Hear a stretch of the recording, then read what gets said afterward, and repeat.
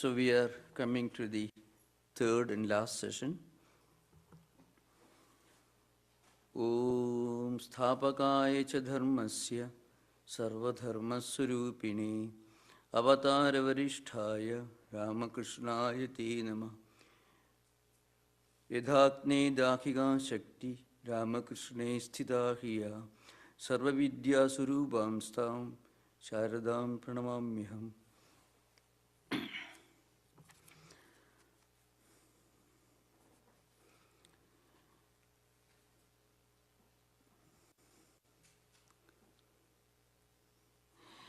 I want to read and try to explain some of Mother's instructions, mostly given to spiritual seekers. They are of a very, very universal nature. So one day a disciple said to the mother, "Mother, no bad ideas come to my mind." Now, this is very important. The disciple tells mother, "I am now wonderful, okay, have wonderful meditation, everything is fine." And now just listen to mother's response. With a start, she stopped him and said, "Don't say that. One must not say such a thing." This is it's a very profound significance. So if you go to a spiritual teacher and tells her that have some difficulties and problems, it is natural. Actually, only two categories of spiritual seekers or so-called spiritual seekers will have zero problems. One, those who are highly enlightened. Even Sri Ramakrishna had his problems, He himself sometimes felt a lot of skepticism. He felt whether mother is okay, the deity is the temple is the puja is the, really does it make any sense? This self-doubt and skepticism came to Sri Ramakrishna even, such an advanced spiritual person. But that was during the early years of his spiritual evolution. And afterwards, he could not but live in perpetual, everyday, every minute communion with the Divine Mother. So, it's natural. But suppose an ordinary person, after reading something or after practicing some spiritual disciplines, prayer and meditation, says, everything is fine, wonderful. That shows he has not even started the journey. And he thinks that he has already reached the destination. That's the most dangerous and most deceptive condition. I gave examples of this phenomena in modern times. You can very often find many presentations, especially in this age of social media, people talking in a very exuberant language. I had a communion, I want to share with you my experience. This urge to share with others is a sign of spiritual bankruptcy. The account is zero balance, that's why it says. But suppose you feel doubt, conflict, then you feel, he has already started moving forward. So if you start doing some little exercise, you feel slight pain here and there. But if you never do any exercise, till your 90th, 80th year, you may not feel that pain, but when the pain really starts, that will be the end of life. It's a very important thing to remember. So in a way, this statement has got a lot of scriptural meanings in the Vedantic, in the Buddhist meditative tradition, and also in Patanjali Yoga system. Because when you try to meditate, when you begin your spiritual journey, the first thing that happens is you are trying to create an alternate personality. I can explain this. That's why mother really, with a start, mother stopped him. Don't say that. One must not say such a thing. What was so terrible about it? I'll explain. Normally, when we start spiritual journey, suppose spiritual journey doesn't necessarily mean starting meditation. Could be prayer, attempt to pray, or even reading a good book on spirit. It's also beginning of a spiritual journey at an ordinary level. That's true. At that time, you're actually trying to create an alternate personality. A second personality begins to emerge. A personality that wants to go forward in spiritual life. A personality that wants to meditate, which you have never done till that day. A personality that wants to pray, that wants to connect with something transcendental. That is a higher personality that should slowly emerge in your system and grow in stature. But the lower personality that is not yet meditated till that day, it wants to bring the mind down. That's why when we begin our spiritual journey, our mind divides into two conflicting groups. Remember, I'm not giving a terrifying, exaggerated description. This is what happens to everyone. But once we understand this, the problem is solved. In spiritual life, once you recognize a problem, the problem is no more a problem. It becomes a problem when we suddenly encounter it without expecting that.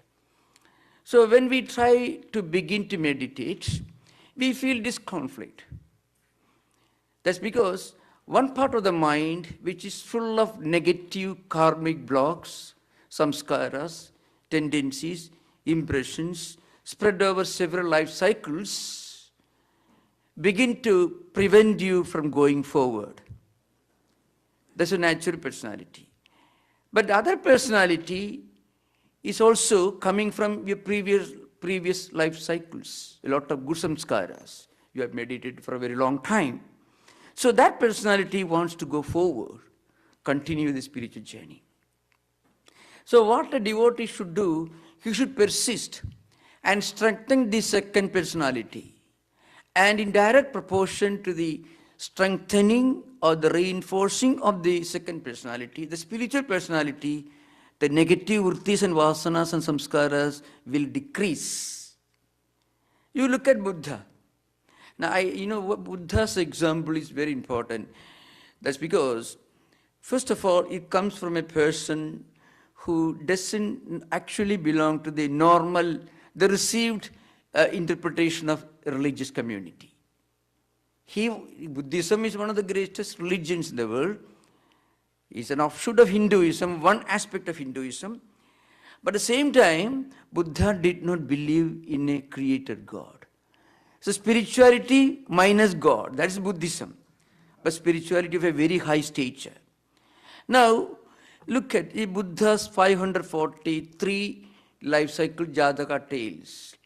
In fact, one of the greatest of modern interpretation in English language is Rhys Davids, an English British writer, made signal contribution to the popularization of Buddhist teachings.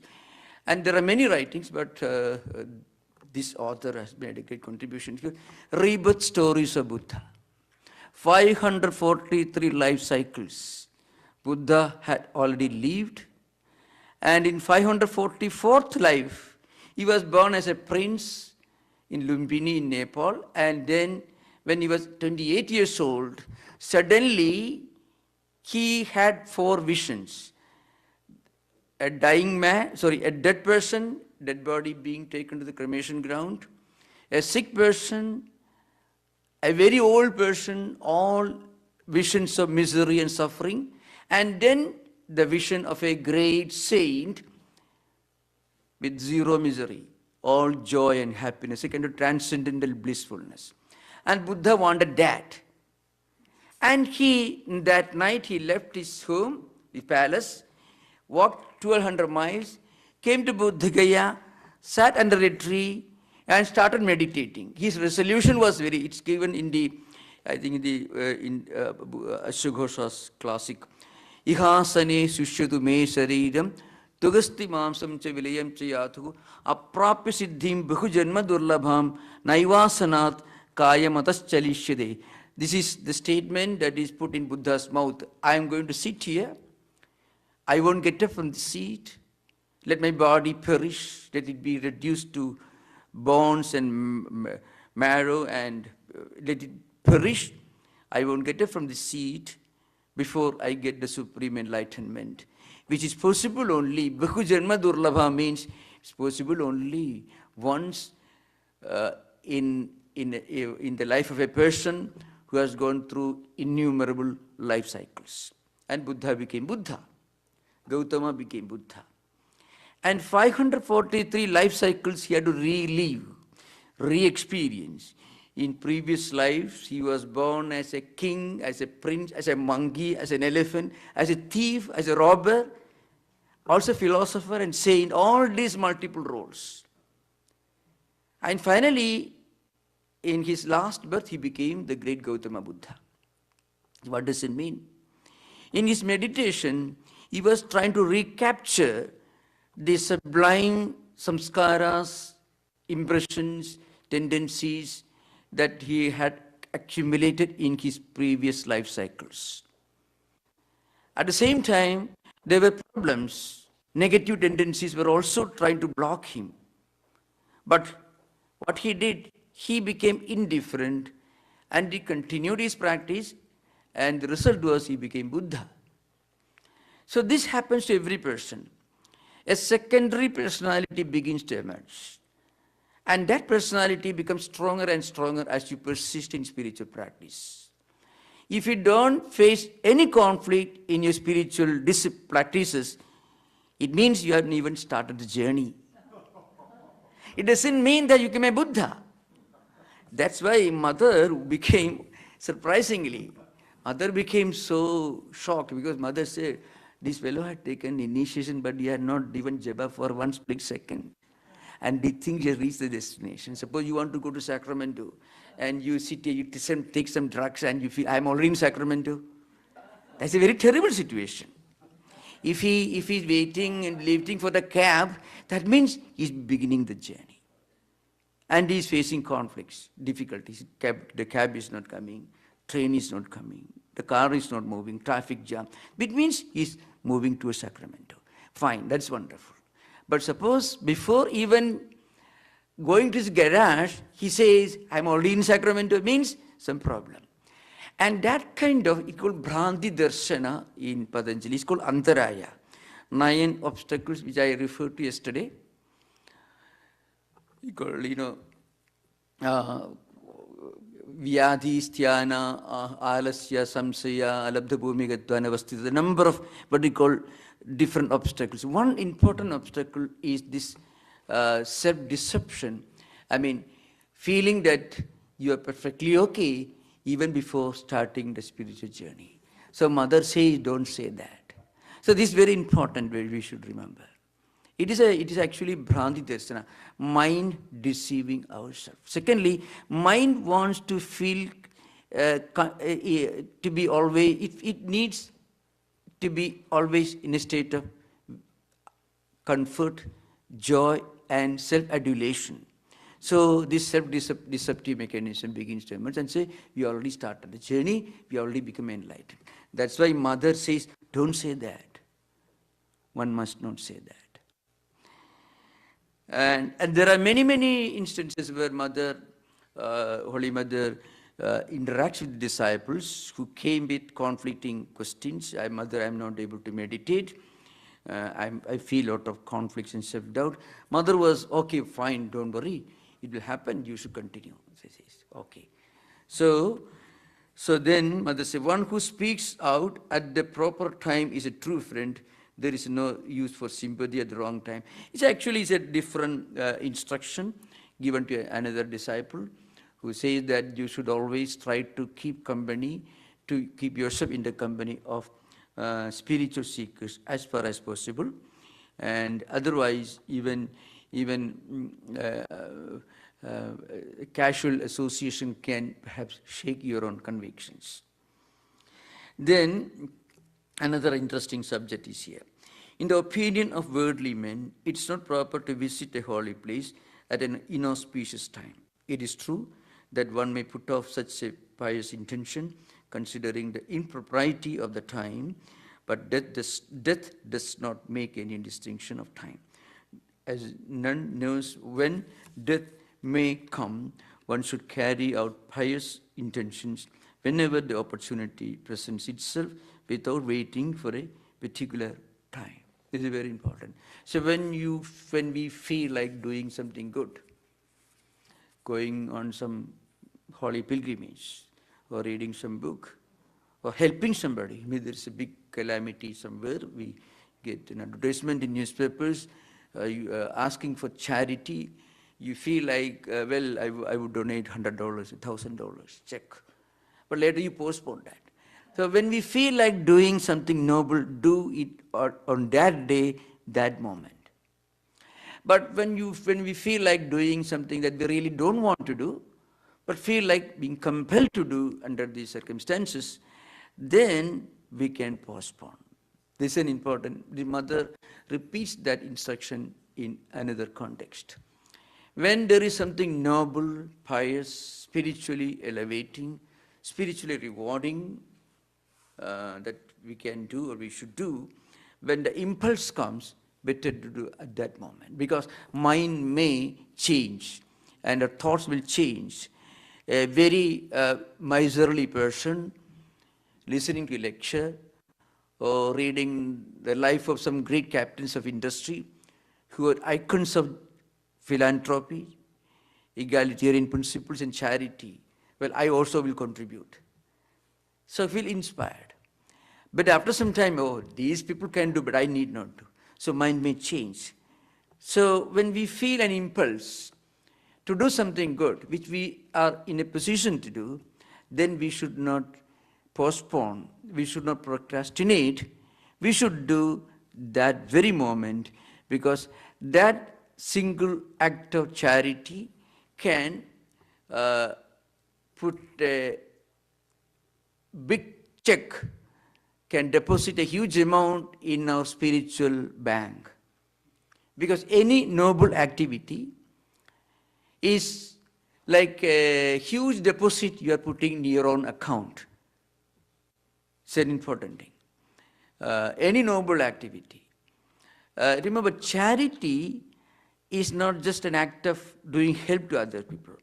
Charity, in a much more intense sense, is a way of helping ourselves in our own spiritual journey.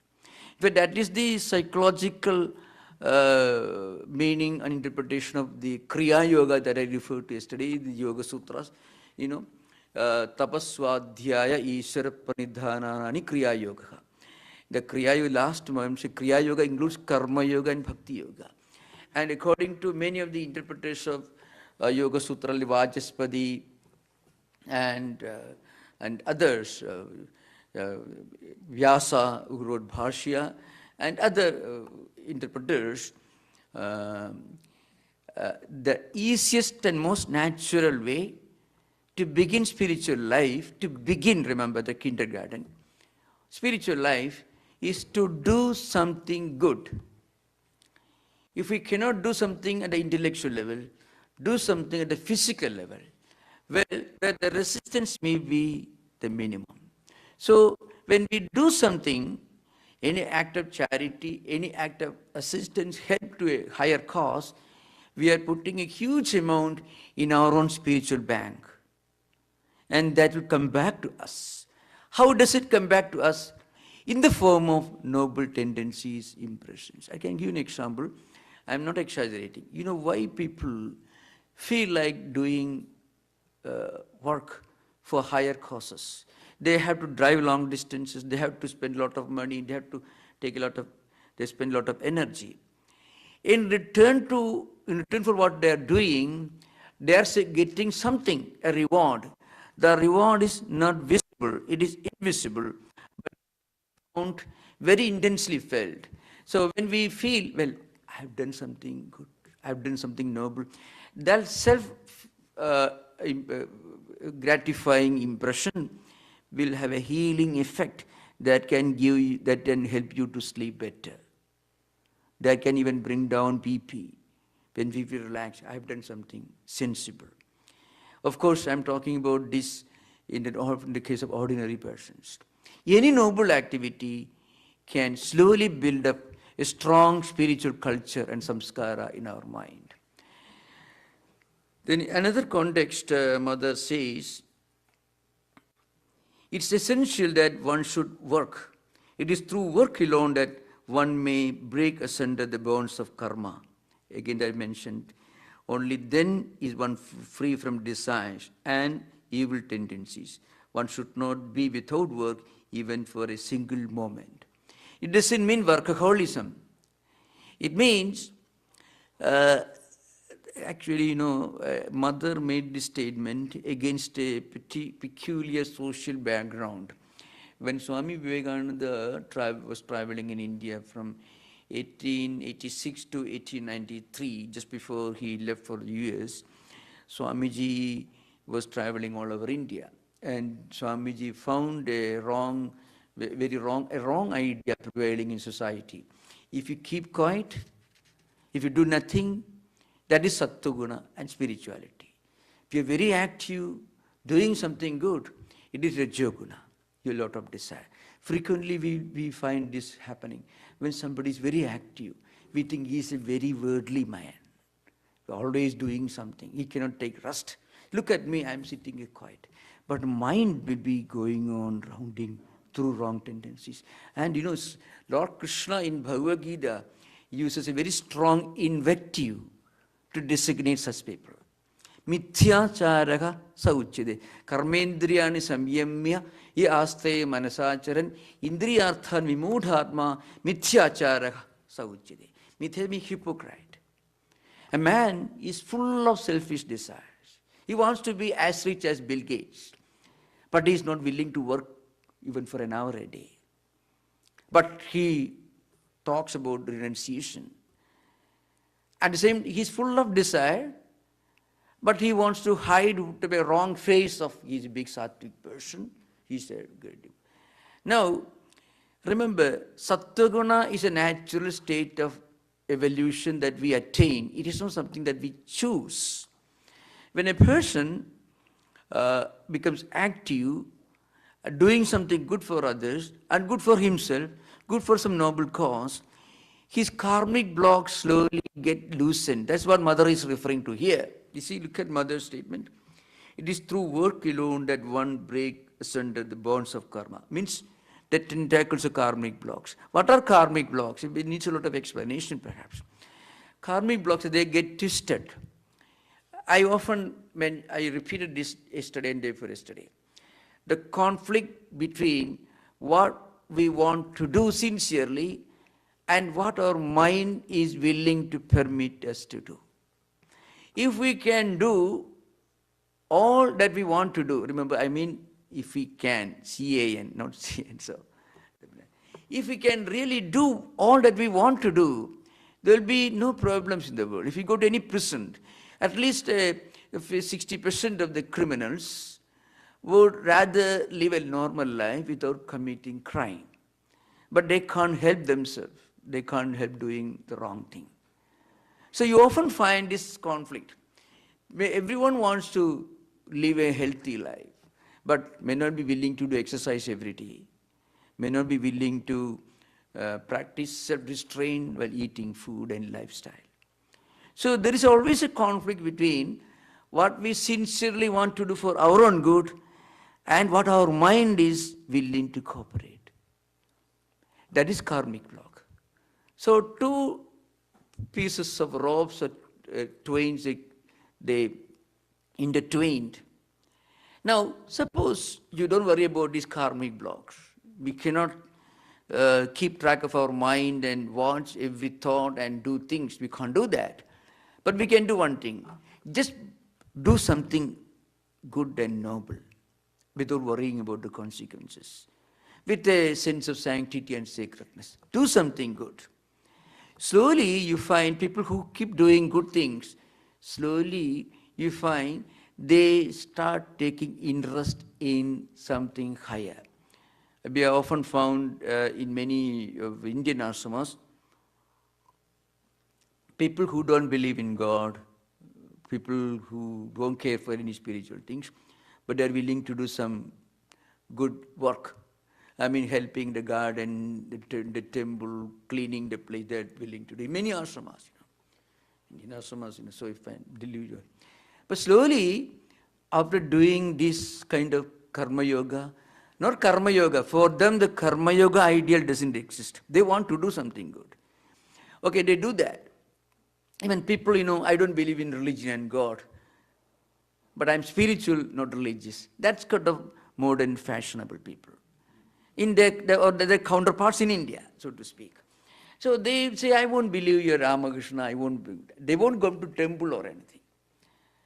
But then they are willing to do something good. I know a doctor in one of the ashramas where I was associated with, I was living, I was part of the ashrama, monastic community.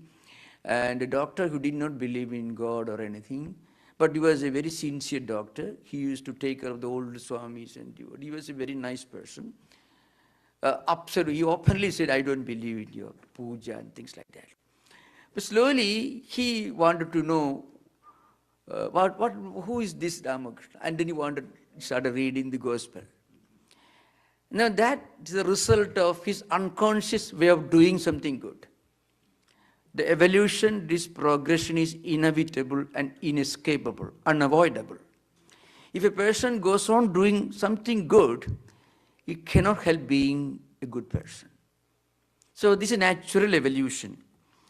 Why? Because as Mother says, good actions will cut asunder karmic blocks. And the karmic blocks come from not only in this life, from this life, but also in previous life cycles. That's why Mother says, new devotees should be given the privilege of service in the shrine room. That's in word. Others, their new zeal makes them serve the Lord carefully. Others are tired of service. So frequently it happens, anyone who comes for the first time in ashrama or any place, they should be given an opportunity to do something, preferably in the temple or anywhere else they can do. Even helping the garden without ever turning to the temple or praying in the temple also will one day take this person closer and closer to the highest spiritual ideal. This is a very, very important thing to remember. So it's totally different from a religious tradition or any religious tradition that tells you, read this book, it contains all the wisdom of God. So actually we feel pity for a God whose wisdom is limited to a book of 2,000 pages, In fact, there are many scholars in the world who know more than what such a book will contain. So it's a total contrast. So here you find spirituality begins with slow refinement, purification of our emotions and feelings, which eventually lead to purification of our character. So anyone can start our spiritual journey any day, any moment. Nothing will be lost and you are never late. This is the message of Vedanta. And the Bhagavad Gita, the Lord Krishna makes this very clear, One day, on one occasion, Arjuna puts one question to Lord Krishna. And he says, now look here, if you go on meditating and praying a long time, then suppose we don't get anything in return, we die, what happens? And Lord Krishna says, you don't worry, nothing will be lost. The little humble service, act of charity, act of generosity, without ever going to even a place of worship, without reading any book, but a single little bit of good activity, even that will produce some positive result. And when you are born again, you will be born with this asset. Of course, you will be born with a number of other negative tendencies, but this positive result also will be there. And Lord Krishna says in the 6th chapter, Tatratam buddhi samyogam labhade pauradekikam yatatecha tado bhuya samsiddho kurunandana. What it means is, when we are born again with this mindset, which is full of positive tendencies, some negative tendencies. Negative tendencies may prompt us to repeat the same activities that we did in previous life, which produce negative tendencies. But positive tendencies will prompt us to continue doing positive activities in this life. So if you're walking in front of a holy place, belonging to any religion, any spiritual tradition, Hinduism, Christianity, Buddhism, or anything, Judaism, anything. If you're walking in front of the place, if you feel people reading some holy book, praying, you feel like going there and joining them. And if your spiritual tendencies are strong enough, you feel at home in their company. And you slowly start coming again and again. Why? Because you are reconnecting your mind with the positive tendencies, the huge repository of positive tendencies that you have accumulated in your previous life. You are reconnecting, you are reinforcing. Again, you are adding more of those positive tendencies to this accumulated lot of spiritual samskaras. So nothing will be lost. This is a very important thing to remember. In a way, we can build our own life if we can do something good without worrying about the consequences. Do something good for others, for us. That is a very, now that's what Mother talks about here. I mean, loosening of the karmic blocks. Many of the obstacles that we feel at the beginning of spiritual life will decrease if meditation is too difficult, leave the place, clean the place where people are coming to meditate. And after 1 month, you feel like meditating with great joy and happiness. Because mind is changing. As mind acquires more and more positive samskaras, mind is changing for the better. And this, according to Vedanta, is inevitable. The example, I cannot give a better example than Buddha. He's the most well-known example of a complete agnostic, but also one of the greatest spiritual personalities the world has ever seen. He never injured anyone, never hurt anyone, never preached anything against any insect even. So you can imagine, can you have a better definition of spirituality? And zero faith in God. He did not reject God, as many people try to make out, but he did not bother much about that question at all. It's an ontological question of an absolute reality. He didn't bother. So this is an example. One can be, if you can be a good human being, that is the essence of, that's a definition of being a spiritual person. And Mother comes to that. That's what Holy Mother says. Now, I would like to deal with some other interesting subjects here. This is a reference to a different subject. Mother's role and the significance of her personality and teachings in modern world. There is a very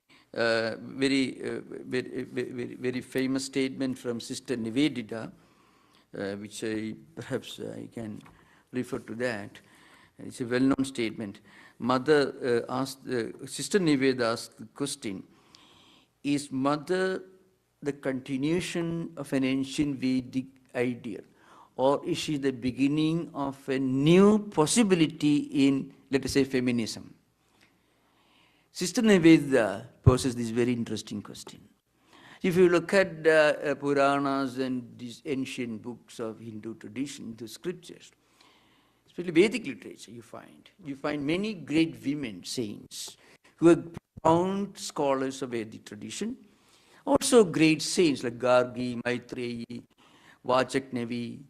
They were all great Vedic scholars and also great Vedic saints.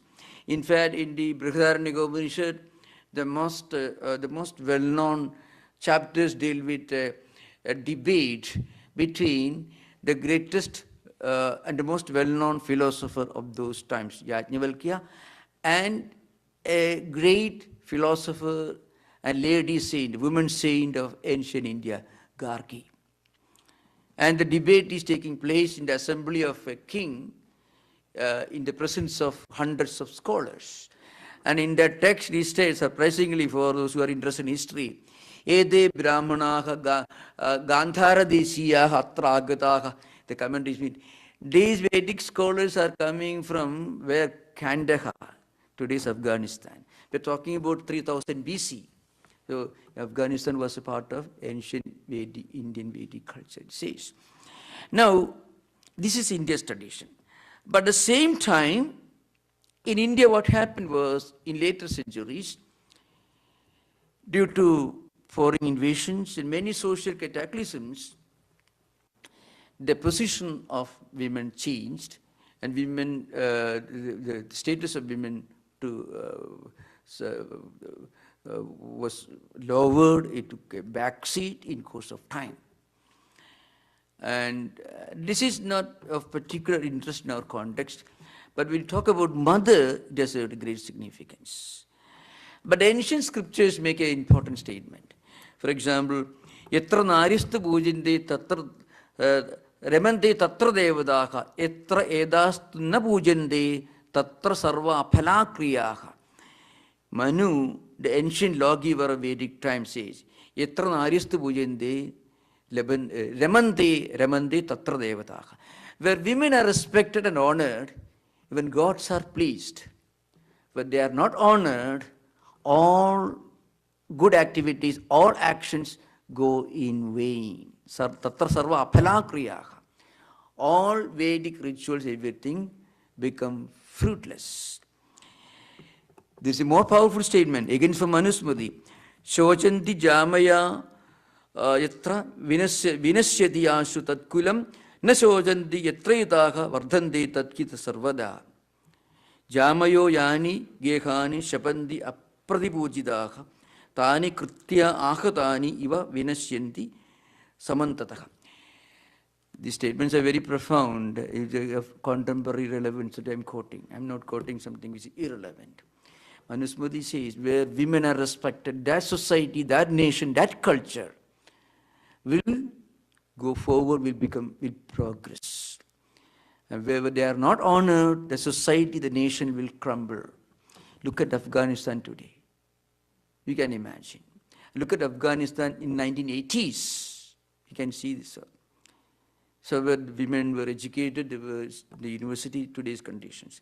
I won't go further because this is an entirely different subject. But these ancient Vedic principles do have a relevance to our own times. So Swamiji himself was highly impressed by what he saw in the United States. One of the most important things that impressed Swamiji when he came here was, in his own words, I'm almost at my wit's end to see the women of this country. They take me to the shops everywhere as if I were a child. They are like Lakshmi in beauty and Saraswati. Swamiji goes on extolling their virtue. So, see, one thing that struck Swamiji with wonder and surprise, which actually inspired him, which in a way played a very important role in the founding of the Sarada Mutt in later years, in 1950s, was Swamiji wanted that India's women should be brought back to the ancient glory which existed during the Vedic times and later centuries, which slowly disappeared in course of time due to foreign invasions. Now, as Sister Nivedita in this context says, she writes, is mother a continuation or reincarnation of some ancient woman, philosopher and saint who is an example for ancient times, or is she the beginning of a new possibility? This is my language. In essence, that's what she writes. Is Holy Mother a new promise, a new possibility of some kind of transcendental, spiritual, feminist ideal? Sister Nivedita, almost 100 years ago, puts this question. And you can see that mother became great by becoming mother, by remaining mother. So, in fact, a woman, if she recaptures her genuine motherhood, she can become silently, quietly, she can become the most dominant figure in society. Not through aggression, but by recapturing her own motherhood. That's why in ancient India, after Vedic education, when students were leaving Vedic hermitages, Vedic schools, they used to be given a convocation address. It begins like the Veda Manu Chacha Rehandevasena Manishasti Satyam Bada Dharmam Chara Satyana Pramadidavyam Dharmana Pramadidavyam Madrudevo Bhava Pitudevo Bhava Acharya Devo Bhava Adidevo Bhava. The first instruction given to a student is going to be an householder, going back to his home after education to marry and play different roles in society and family. Madrudevo Bhava. Not Pitrudeva Bhava, Matrudevo Bhava. First, you should respect your mother as much as you revere God Himself. This is the literal translation. That's why you can find, in some ways, Holy Mother presents some new possibilities in modern feminism. So, the spiritual dimension of being a mother, not in the biological sense alone, that's also very important. That's also very, very important. But in a higher sense, a woman who became without becoming mother in the biological sense, she became the mother of the whole humanity. So I gave the example, Miss Leggett, Margaret Noble, all these ladies went and they saw in her their own mother. The infant mother could actually influence them maybe much more profoundly than even Vivekananda. Remember, Sri Ramakrishna was always in a state of samadhi. Always, he was a kind of mystic symbol of Vedanta. He could not even touch money. He could not take care of his own everyday needs because always in a transcendental state. Vivekananda was the great evangelist, the great philosopher, orator, scholar who took Vedanta around the world. But mother lived the life of a mother in her own home, in her own little room in Dakshineshwar and later in Udbodhan. And she had to take care of not only the needs of the ashrama, not only the needs of the Ramakrishna order, but she had to take care of, literally she had to take care of her own relatives. Some of them, many of them were not even spiritual seekers. Some of them were abnormal, Radhu and many others. And she took care of all their needs as a grandmother will do. And along with that, she also played the role of a spiritual mother. So you find mother practicing spirituality in a very silent and very invisible manner. While taking care of her household duties, cooking for devotees and visitors who are visiting the ashrama, taking care of all their needs, at the same time instructing Vivekananda's colleagues, Swami Sri Ramakrishna's disciples, at the same time remaining the patron saint of Ramakrishna order till her passing away. And all that she did, while at the same time playing the role of an ordinary housewife, ordinary mother of a household. So that is the strength and force and uniqueness of mother's spiritual personality. Not like an orator like Vivekananda or a mystic who was always going to samadhi like Sri Ramakrishna, but as a mother of a household, she practiced spirituality. So if you actually read mother's life and teachings, it is kind of in silent spiritual revolution in the very concept of feminism, you find. Feminism of a transcendent, universal spiritual dimension. That's the uniqueness and the strength of mother's spiritual personality. And then I want to conclude now, but with one small important topic.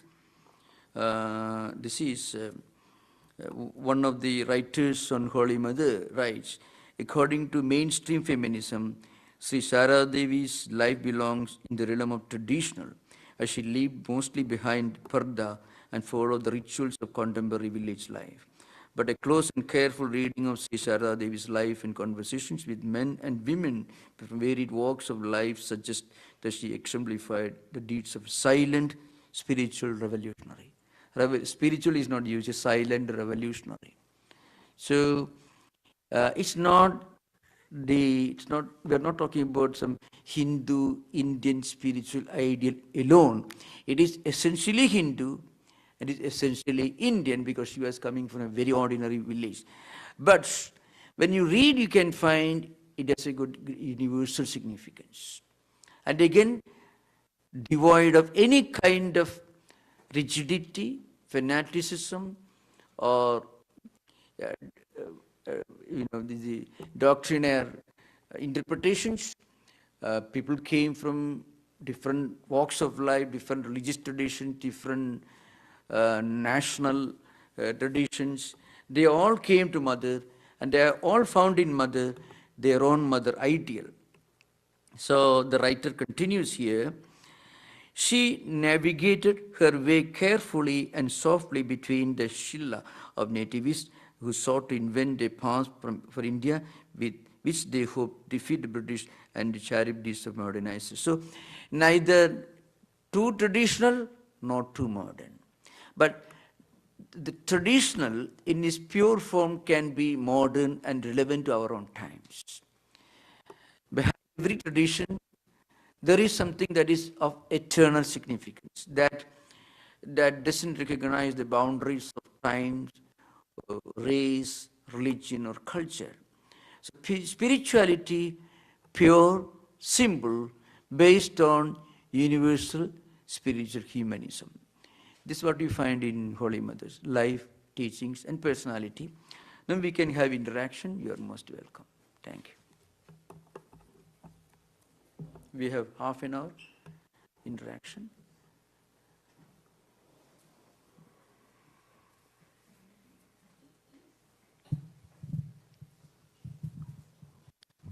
Namaste, Swamiji. Thank you so much for this lecture series.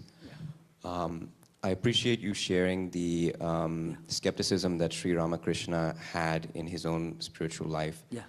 One question I have with regards to the karmic blocks, sometimes in my own spiritual practice, my skepticism comes up with the nature of children and children who experience illness or death and are not able to practice any kind of spirituality. And I'm wondering if you can comment on this topic of, the nature of children in the spiritual practice. Yeah. So, first I want to clarify one point. Sri Ramakrishna experienced the highest spiritual, Advaitic, mystical experience he had when he was just 5 years old. But then, as an example for others, he practiced different spiritual disciplines. And you find in his life sometimes he cries and weeps and, oh mother, It's just like any ordinary human, ordinary spiritual seekers. But at the same time, he had already experienced this when he was very, very small. So in a way, it's an example. It shows the basic human predicament. That's why I mentioned that. The question that you are referring to, you posed, is with children. I think when children are small, when they are dependent upon parents, you have more freedom, more autonomy, you have more scope for you to educate them in spiritual values. Parents frequently don't do that, unfortunately. Very often parents put too much pressure on children to excel in their studies, academic career, professional career. And this is, to be very frank with you, to be more blunt, it is more characteristic of the immigrant communities who come to America. Of course, in America itself, the conditional family structure, the institutional family, that's a different story. I don't want to, that's not within our scope right now. But the question that you pose is very important. See, in Indian context, normally, parents are supposed to be, traditionally speaking, supposed to be obedient, relatively speaking, to their parents. Children are supposed to be obedient to their parents, relatively speaking.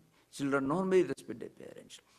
In a way that continues in America also, but I have, in fact, I have many encounters with this problem.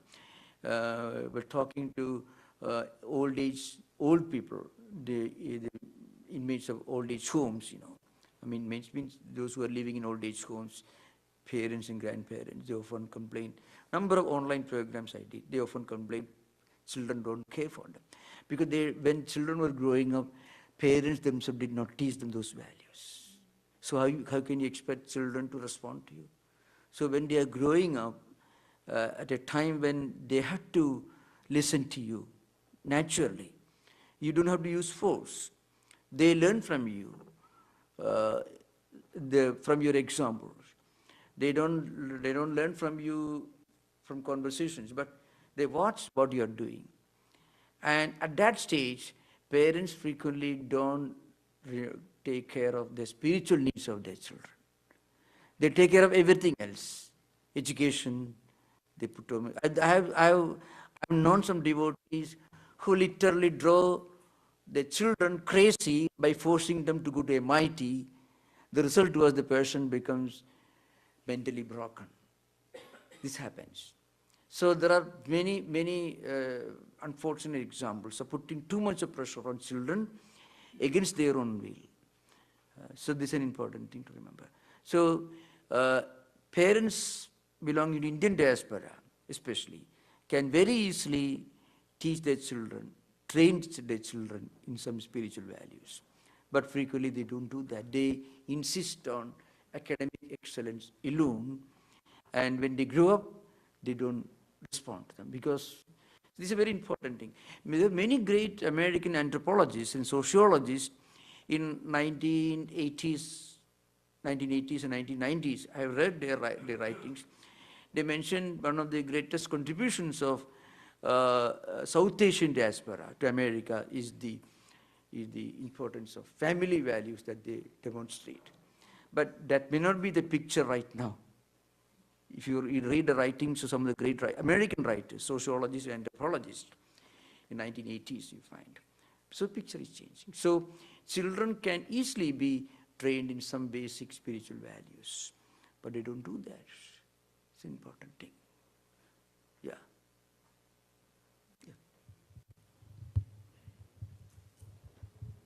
So do karmic blocks only constitute mental blocks or barriers, or they also constitute physical barriers? And how do they relate to procrastination? Yeah.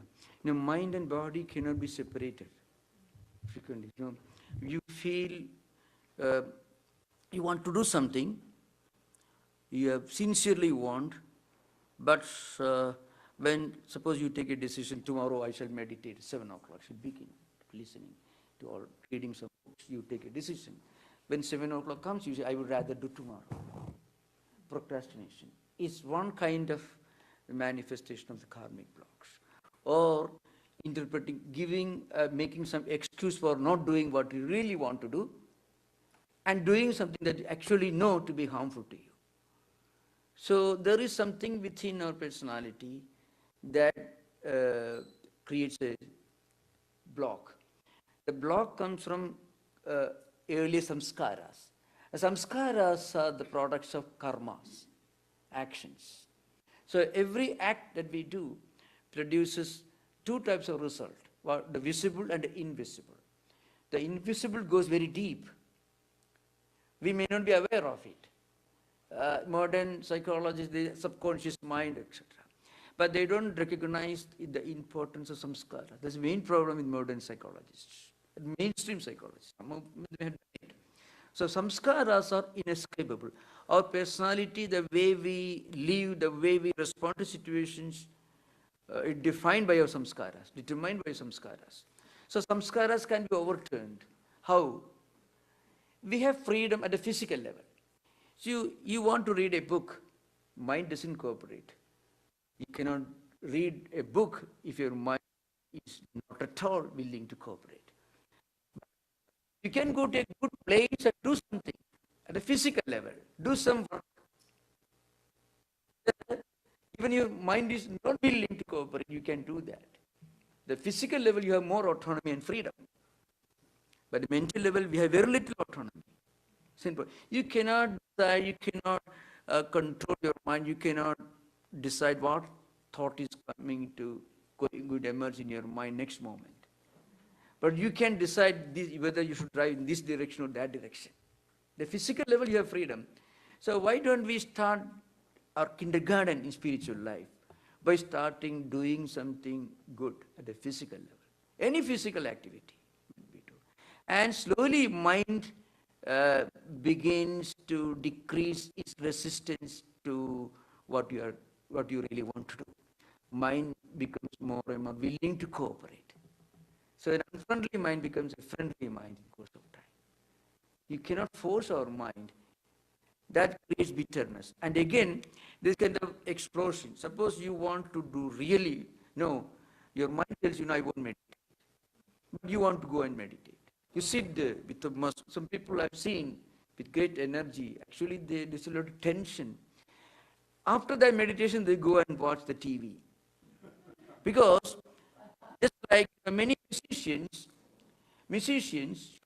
put so much of focus, energy on the performance.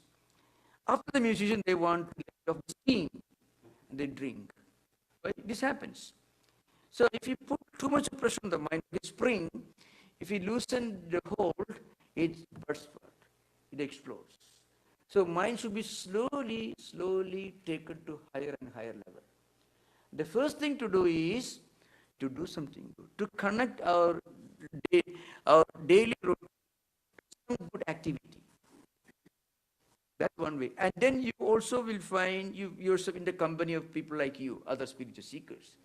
That will be a great help. Good company, a healthy spiritual association is also very important for a beginner in spiritual life. And we have freedom in that. Mind may be thinking of something else, but you'll be cleaning the prayer hall, you'll be doing something physical, some kind of activity you'll be doing. Your mind may not, don't do that. But you don't care your mind, you do that physically. And slowly that mind becomes more and more friendly. All right, you cleaning work, you'd cooperate. And then after some time you want to enter the prayer hall. Let me sit there for some time. You're cleaning this prayer hall, now you want to sit here. So slowly mind begins to cooperate more and more closely. And then you start reading some higher books. And your life is changing. Because every good activity produces good samskara. And the samskara will naturally influence the mind on the actions and lifestyle. Okay? Thank you. Pranam. Yeah. Pranam, Swamiji. When you're navigating the spiritual and the worldly life, I've heard in these lectures very often, do not seek and do not avoid. What does that exactly mean in practical terms? Could you repeat the question once more? So, when you're navigating your spiritual life and interacting within the world, the materialistic world, or whatever else you choose to call it, I've often heard it mentioned that don't seek, but don't avoid either, your involvement with the non-spiritual side of life. Really, this is as an ideal, it is good. But in actual practice, the mind is not willing, won't function, cannot act the way you want it to act. Because your mind is not under your control. So what we should do, give good food to the mind. Good food to the mind. I should try to explain this. Normally, our mind is like a bag. There's a lot of things in that bag, a lot of tendencies, samskaras, vrittis, vasanas, and so on, good and bad. And some are good, some are not very good. So when you want to do something that's actually good for you, some of the negative samskaras in this mental system, they don't cooperate. They will try to pull you down pulling you in the opposite direction. But if you have got a lot of good samskaras, then it will help you when you try to do something good. This is a continuation of what we discussed in the previous session. So after 1 or 2 days, you get all the 3 videos, the YouTube, these 3 lectures, 1, 2, and 3 you can get. Within a day or two, everything will be put into YouTube. It's a continuation. We already discussed this yesterday and day for yesterday. So, our mind seeks what it has already accumulated in the system. I give this example. Our mind always wants to get more of what it has already acquired. It's an important thing. It's greedy. I give this example. Suppose we sit in a room with nobody else present, number of books, good books and also books which are not so very good, to put in the mildest language. And then what do you choose to read? What do we choose to read? Nobody knows what you're going to read. It's your own private world, good and bad book. That natural, and what book do you feel at home while reading? That actually reflects the true state of our mind. Because whatever we have in our mind, it wants to connect with something identical from outside world. Now, so that means there is very little control. Suppose our mind is not willing to read good books, to do good things. I mentioned earlier, we had to deposit more and more positive samskaras. Give good food to the mind. How do we do that? By engaging in good activities. Engage in good activities. Because every activity, even an unwilling activity, something that you do with an unwilling mind is not interested. Still, if you do something good, that will produce a healthy samskara. And it will be deposited in the mental system. And as we do more and more good things, a lot of positive samskaras will be deposited at the mental system. And when positive samskaras increase, that mind becomes your friend. Like a dog, I give the example. You give good food to the dog, it's very obedient. Suppose you put some thorns and stones, it will bite you. It bites its own honor, really. Mind also reacts like that.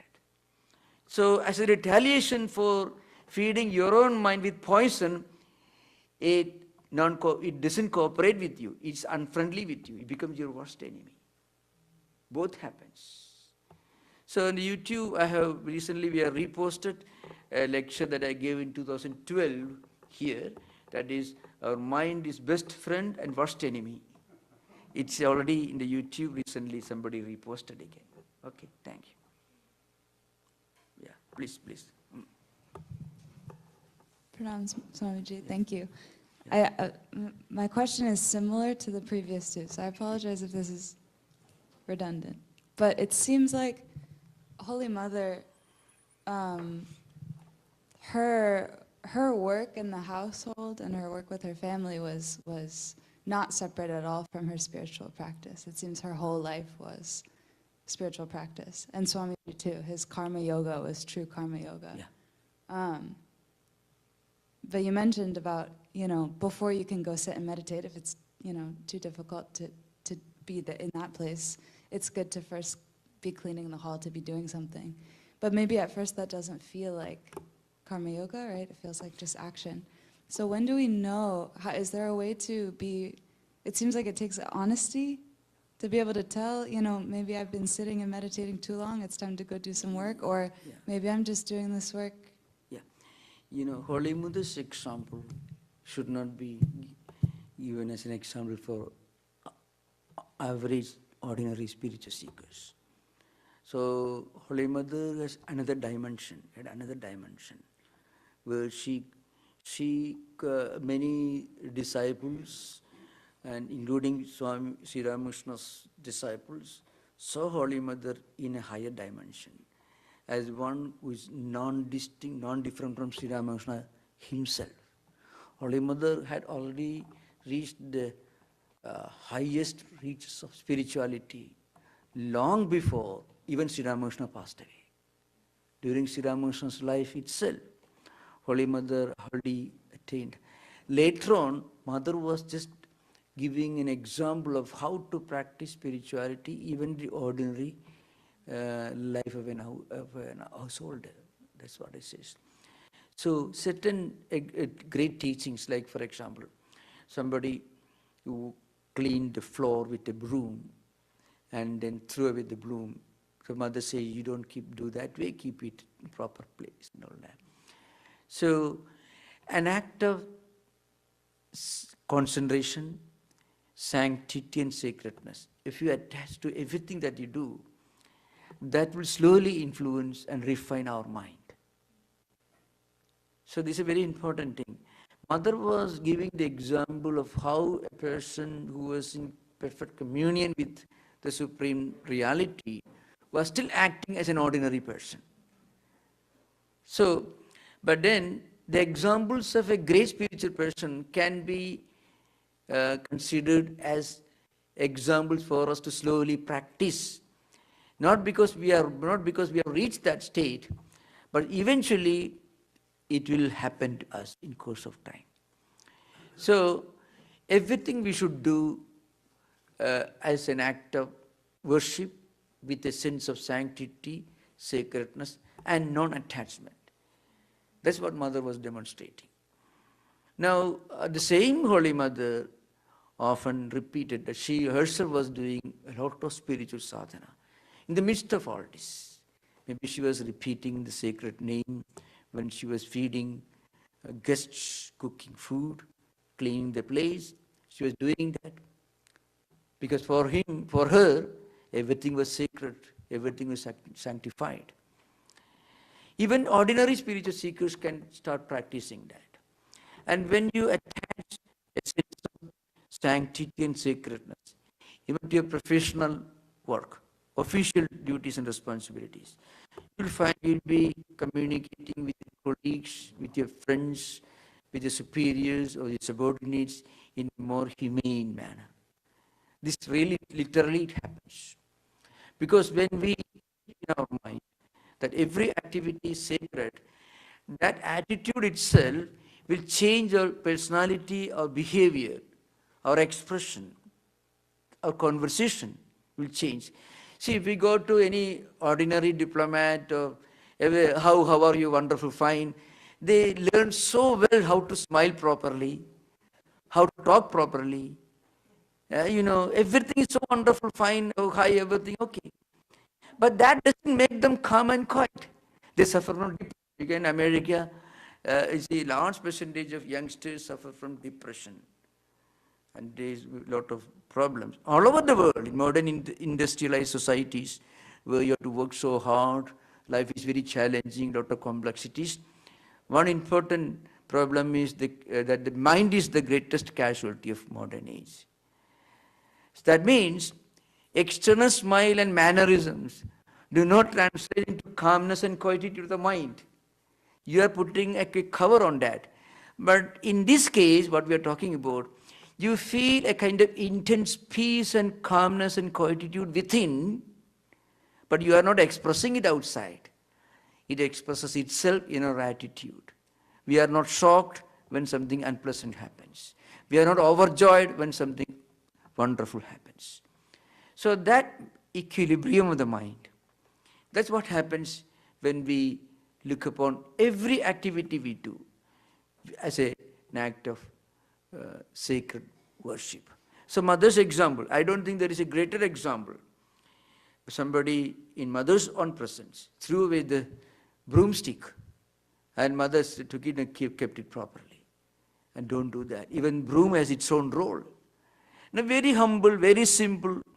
Now, and there is in one context, Mother said, somebody was fondling the cat, pet, and that person kept his foot on the cat's head. Mother was shocked. Don't do that. So, why we should not do that? Because he's a living being. He's a living being. If broomstick should be honored for the role it plays in our everyday life, why not a cat? But people read a sacred book, which they consider sacred, and they may keep it in a discarded place. I see people keeping Bible on shoes. The shoe, the same Bible is kept. The paper is coming from paper. It's just paper. It's in the pulp only, product of the Mother Earth. It's a natural thing. But the words written in that book, or any holy book, or Bhagavad Gita, or Vedas, or anything, the words written in that book, which signifies great spiritual ideas, which have a life-saving impact on humanity for thousands of years. When we associate all these, then we may, oh, this book is sacred. It should be kept in an honorable place. And when this idea of respecting, revering, looking at things with a sense of sanctity and sacredness, when this idea comes to our mind becomes calm and quiet. It's an important thing. So the attitude with which we do things will have an impact on our mind. Just as mind influences our actions also influence our mind. It's an important thing. Our actions also will influence our mind. Thank you.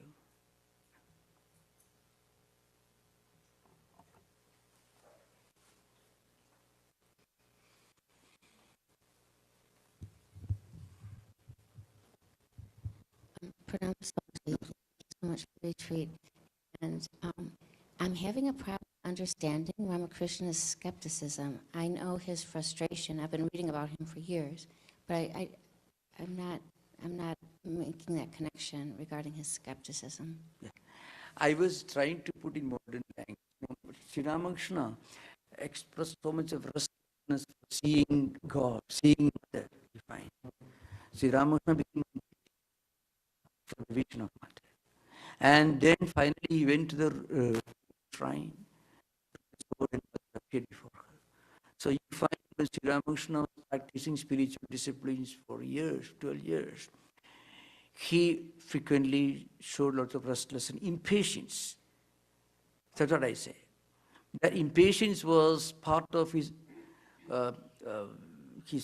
supreme vyakula, that's called urge to have the vision of the divine. So even Sri Ramakrishna had to go through that stage.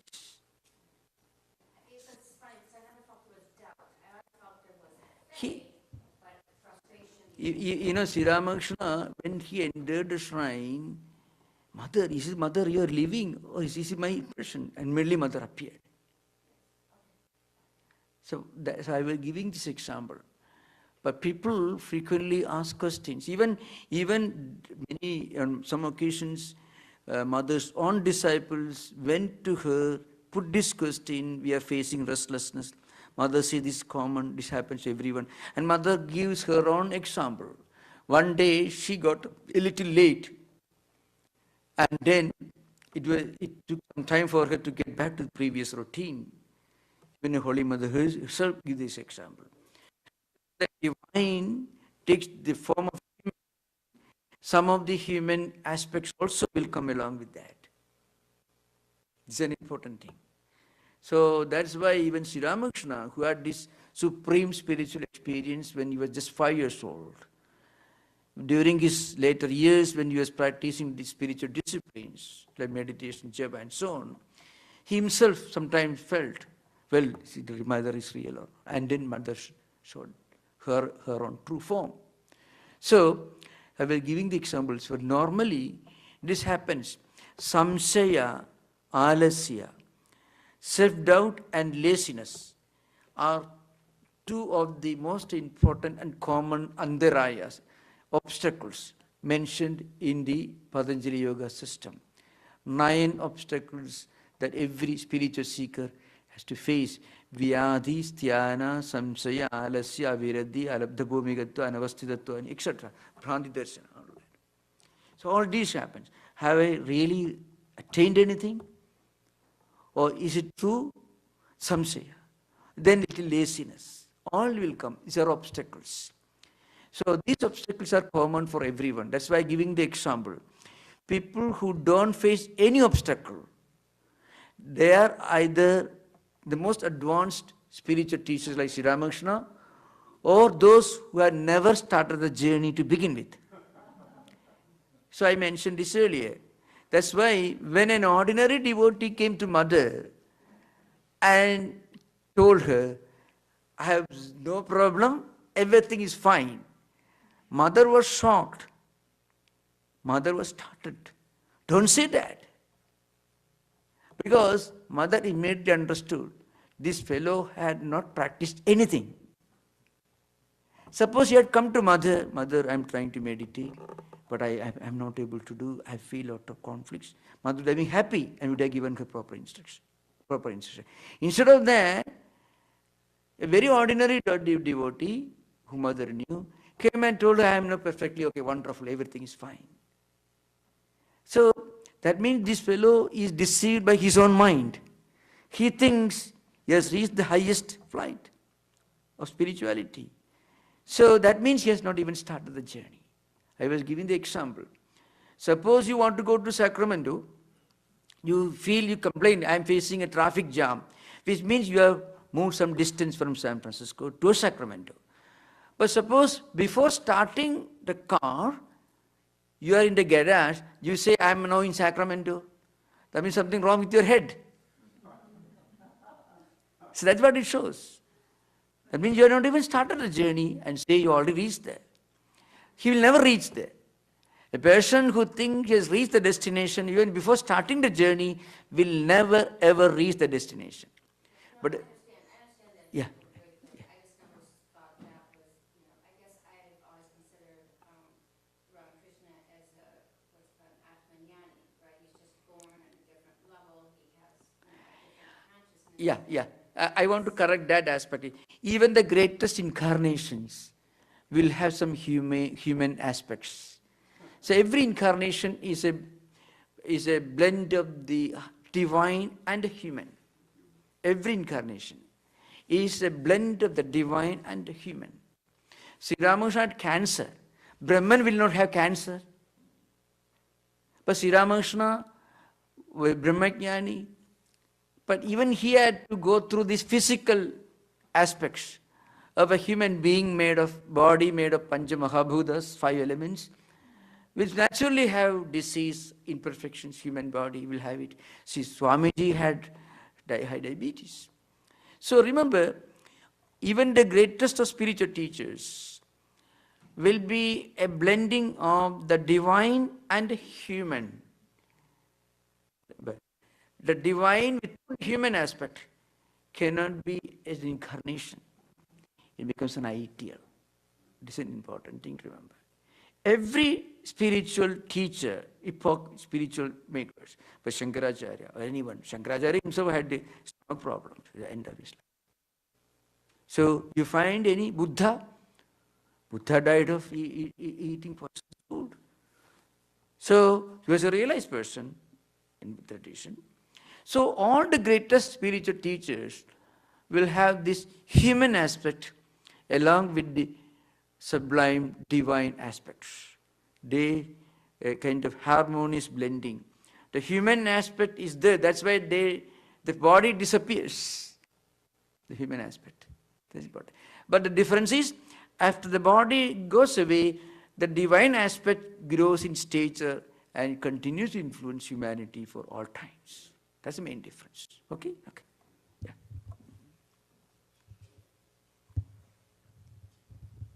Namaskar, Swamiji.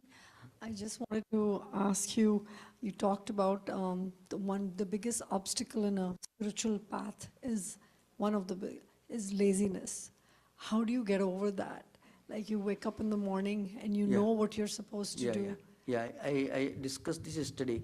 So, one way, this is from Yoga Sutras, one way to get over this problem is to recognize the existence of this problem. That's an important thing. Normally, when you recognize a problem, it is a much lesser problem than otherwise.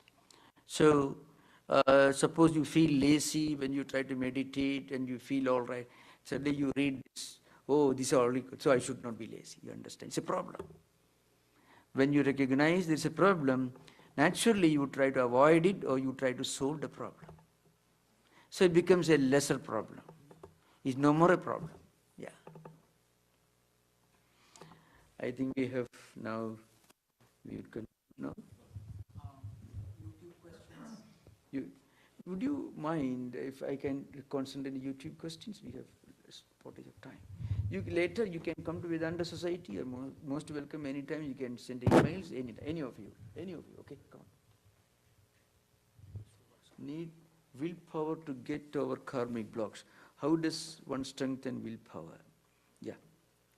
So, okay, so another question. Pranam, at the end of yesterday's talk, you spoke on Sharanagati. Can you tell us from which text you quote? Okay. So, this one important point. What's it? Saugata? Yeah, willpower, yes, sir. Now, willpower, again, at the physical level, we can exercise our willpower, not a mental level to begin with. Because mind will not easily cooperate, a mind that is unfriendly. But even the unfriendly mind can be confronted at the physical level. For example, we can physically decide to go and be part of some noble activity, whether mind is willing to cooperate or not. You can always do something, be part of some noble activity related to spiritual life or spiritual place. There's no problem. So willpower can be exercised at the physical level, not the mental level.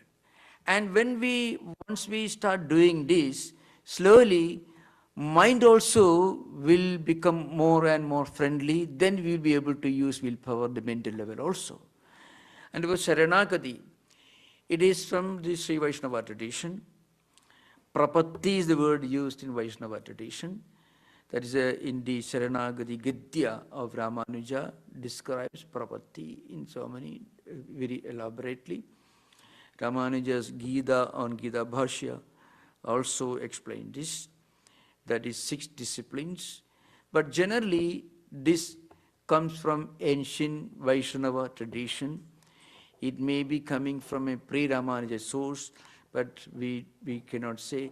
But part of it you find in Ramanuja's Sharanagati Gidyam. He wrote Gidyatrayam, is called. So part of it comes from in that Sharanagati Gidyam also. Anugulyasya sankalpaka pradigulyasya varjanam rakshasiti vishwasa goptrutva varanam tatha atmanikshepakaarpanne shadvidha sharanagati. Self-surrender. I mean, you should always stick to some positive ideas and remove and get rid of all negative ideas. And you should have a strong faith. God is your protector and God will protect you, and you surrender yourself to the highest, to devotion to the Lord. And then also you should have a kind of an aversion towards all these physical, empirical things that stand in the way of our spiritual progress. So you wanted to ask something? With this we'll conclude. Please continue. Yeah, with this we'll conclude. Yeah. So the Holy Mother practiced spirituality through her everyday life and her role in different people's lives. Yeah. But what impact did her association with Swami Vivekananda and Sri Ramakrishna had on her, on people identifying her and her recognition? And in today's world, how can we identify and recognize such women in the society and take inspiration from them? Yeah, exactly. So, because we discussed this, you can listen to previous class. It will be available on YouTube within a day or two. So, Swami Vivekananda felt emboldened, confident to come to America to attend the Parliament of Religion only after getting blessings from Mother. So there is nothing more to be said about the high respect, reverence he had for Mother. And Swamiji in his writings talk about very difficult to understand Mother. Only few of you have understood the glory of Holy Mother. He writes to other disciples of Sri Ramakrishna. And as for Sri Ramakrishna, Sri Ramakrishna considered and asked mother to be the spiritual heir to his own spiritual tradition. And so I don't think there is anything more. The Shodasi Puja, all those incidents you can read in Sri Ramakrishna's life, Great Master. Please read the Great Sri Ramakrishna, the Great Master by Sarada Devi. English translation is there. Or at least if you read a short life of Sri Ramakrishna, which is quite easily accessible. You have a bookstore. If you read a short life of Sri Ramakrishna, that also gives you an idea of how Sri Ramakrishna revered mother. That's an important thing. And in modern times, I already referred to that. These Western women went to India. When Swami Vivekananda felt that Sister Nivedita will be able to understand her own spiritual mission only if she is recognized and accepted by mother. Because she could not, Sister Nivedita could not speak one word of mother's language, Bengali, and mother also didn't speak English at all.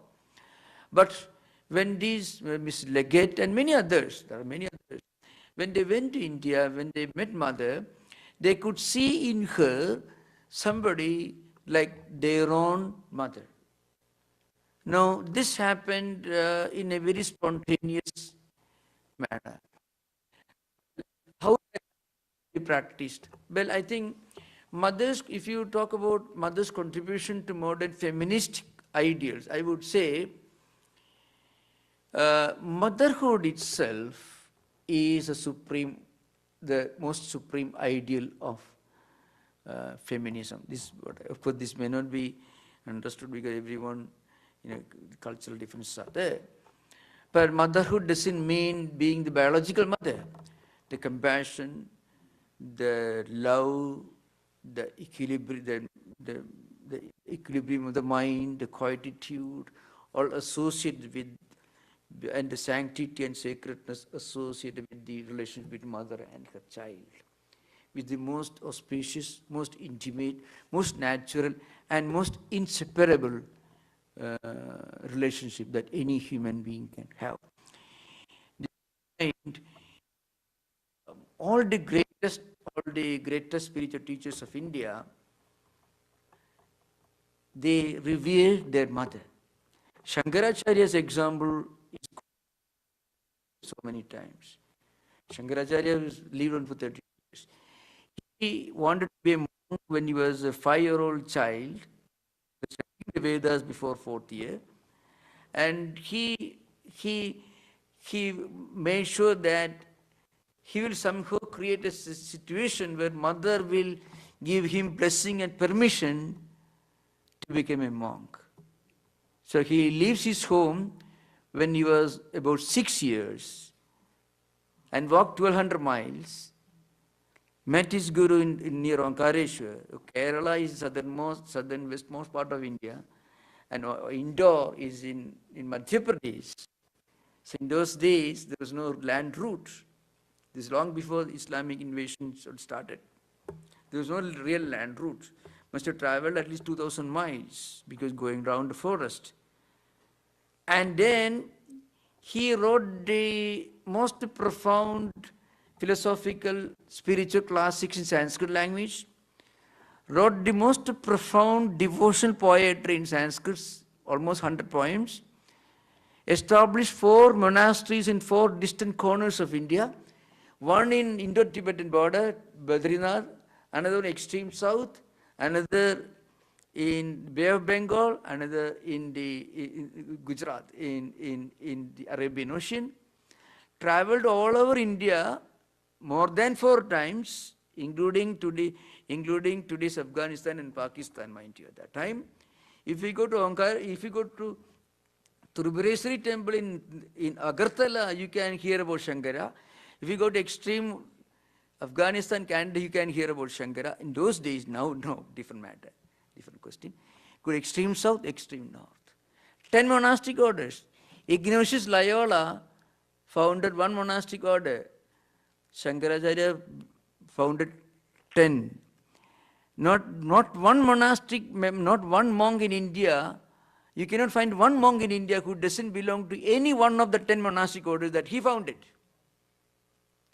And if you want to study his books, you can still find in India old scholars with big pot bellies, grey hair, still studying Shankaracharya's books, which he finished when he was going to maybe 12th grade. Student, he finished all this writing before 16th year.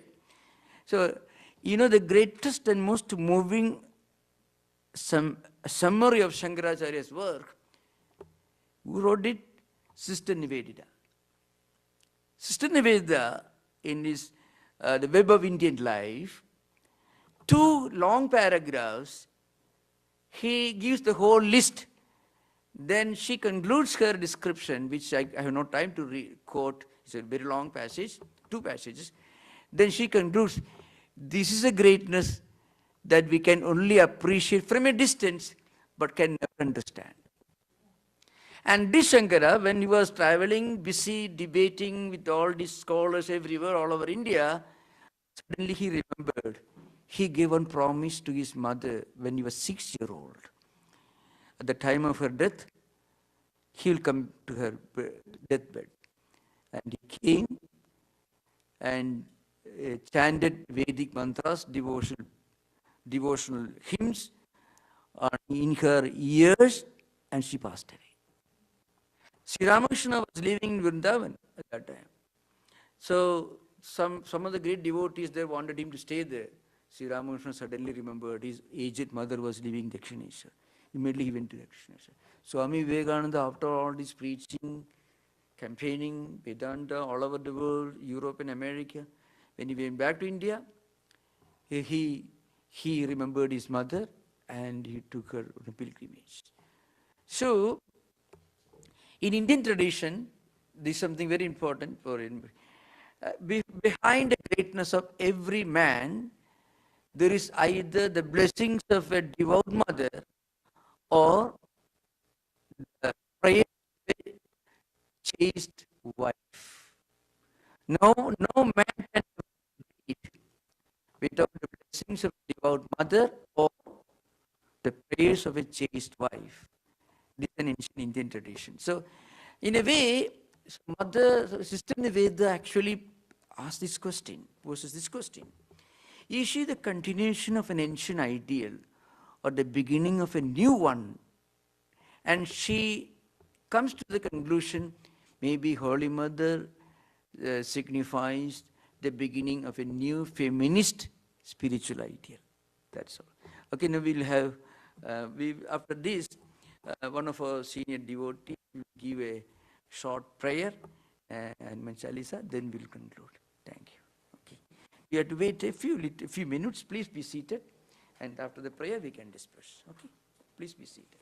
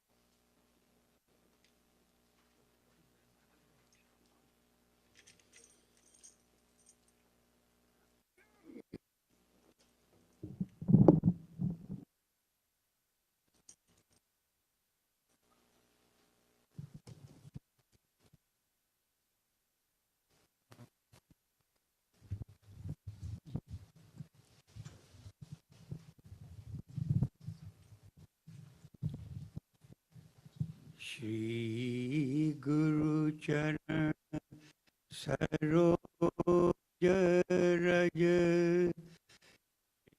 Manu गुरु सुधारि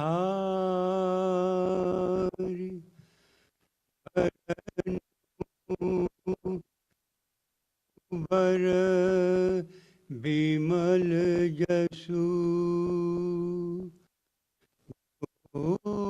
दायक फलचारि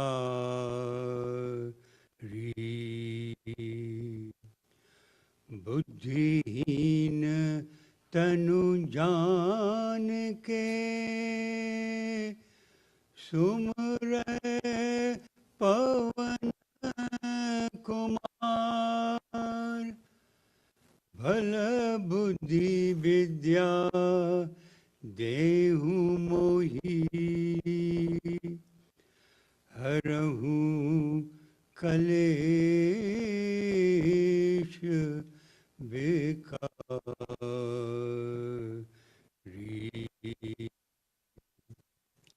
जय हनुमान ज्ञान गुण सागर जय कपीस तिहु लोक उजागर जय हनुमान ज्ञान गुण सागर जय कपीस तिहु लोक उजागर राम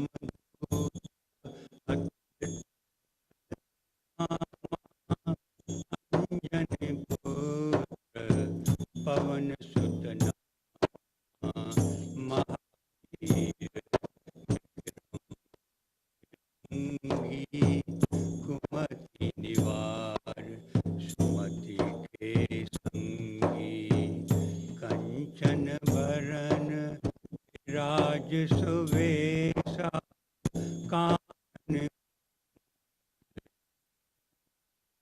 जय हनुमान ज्ञान गुण सागर जय कपीश तिहु लोक उजागर हाथ वज्र और ध्वजा विराजे कांधे मूज जनेऊ साजे हाथ वज्र और ध्वजा विराजे कांधे मूज जनेऊ साजे शंकर सुवन केसरी नंदन तेज प्रताप महाबगवंदन विद्यावान गुणी अति चातुर राम काज करिबे को आतुर प्रभु चरित्र सुनबे को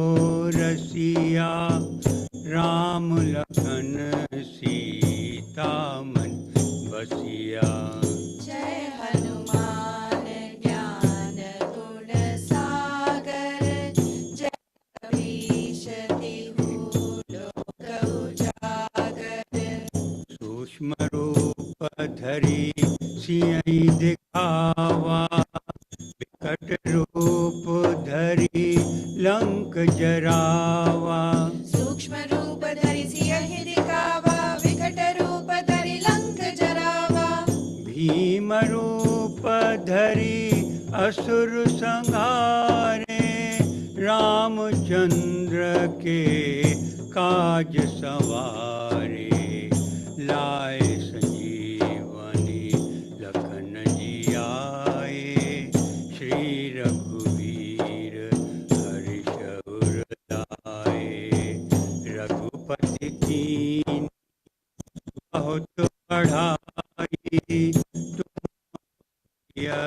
भरतम घर भाई जय हनुमान ज्ञान गुण सागर जय कपीश तिहु लोक उजागर सहस बदन तुमरो जस गावे अस कहि श्रीपति कंठ लगावे सहस वदन तुमरो जस गावे अस कहि श्री सनकादिक ब्रह्मादि मुनीसा नारद सारद सहित अहिसा यम कुबेर दिगपाल जहाँ थे कभी कोविद कहीं सके कहाँ थे तुम पुकार सुग्रीव वही कीना नाम मिलाए राज पद दीना। जय हनुमान ज्ञान गुण सागर जय कपीश तिहु लोक उजागर। तुमरो मंत्र विभीषण माना लंकेश्वर भय सब जग जाना। तुमरो मंत्र विभीषण माना लंकेश्वर भय सब जग जाना। जुग सहस्र जो जन पर भानु लील्योताहि मधुर फल जानू। प्रभु मुद्रिका मिल मुख माही जलधि लांग गए अचरज नाही। दुर्गम काज जगत के जेते सुगम अनुग्रह तुमरे देते। जय हनुमान ज्ञान गुण सागर जय कपीश तिहु लोक उजागर। राम दुआरे तुम रखवारे होत न आज्ञा बिन पैसारे। राम दुआरे तुम रखवारे होत न आज्ञा बिनु पैसारे। सब सुख लहे तुम्हारी सरना तुम रक्षक काहू को डरना। आपन तेज सवारो आपै तीनों लोक आँखते कापे। भूत पिशाच निकट नहीं आवे महावीर जब नाम सुनावे। जय हनुमान ज्ञान गुण सागर जय कपीश तिहु लोक उजागर। नासै रोग हरै सब पीरा जपत निरंतर हनुमत बीरा। नासे रोग हरे सब पीरा जपत निरंतर हनुमत बीरा। संकट ते हनुमान छुड़ावे मन क्रम बचन ध्यान जो लावे। सब पर राम तपस्वी राजा तिनके काज सकल तुम साजा। और मनोरथ जो कोई लावे सोई अमित जीवन फल पावे। जय हनुमान ज्ञान गुण सागर जय कपीश तिहु लोक उजागर। चारों युग परताप तुम्हारा है प्रसिद्ध जगत उजियारा। चारों युग प्रताप तुम्हारा है प्रसिद्ध जगत उजियारा। साधु संत के तुम रखवारे असुर निकंदन राम दुलारे। अष्ट सिद्धि नवनिधि के दाता असवर दीन जानकी माता। राम रसायन तुम्हारे पासा सदा रहो रघुपति के दासा। जय हनुमान ज्ञान गुण सागर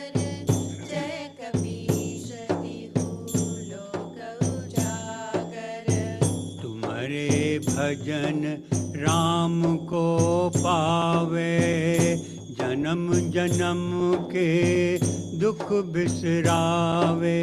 तुमरे भजन राम को पावे, जन्म जन्म के दुख बिसरावे। अंत काल रघुवरपुर जाई, जहाँ जन्म हरि भक्त कहाई। और देवता कीर्तन धरई, हनुमत से सर्व सुख करई। संकट कटे मिटे सब पीरा, जो सुमरै हनुमत बलबीरा। जय हनुमान ज्ञान गुण सागर, जय कपीश तिहु लोक उजागर। जय जय जय हनुमान गोसाई, कृपा करहूँ गुरु देव की नाही। जय जय जय हनुमान गोसाई, कृपा करहु गुरुदेव की नाई। जो सत बार पाठ कर कोई, छूटहि बंदी महासुख होई। जो यह पढ़े हनुमान चालीसा, होय सिद्धि साखी गौरीसा। तुलसीदास सदा हरि चेरा, कीजे नाथ हृदय मडेरा। जय हनुमान गुण सागर, जय कपीश तिहु लोक उजागर। पवन तनय संकट हरण, मंगल मूरति रूप। राम लखन सीता सहित, हृदय बसहु सुरभूप। सियावर रामचंद्र की जय, पवन सुत हनुमान की जय। शिवापति महादेव की जय। ओम श्री राम कृष्णार्पणमस्तु।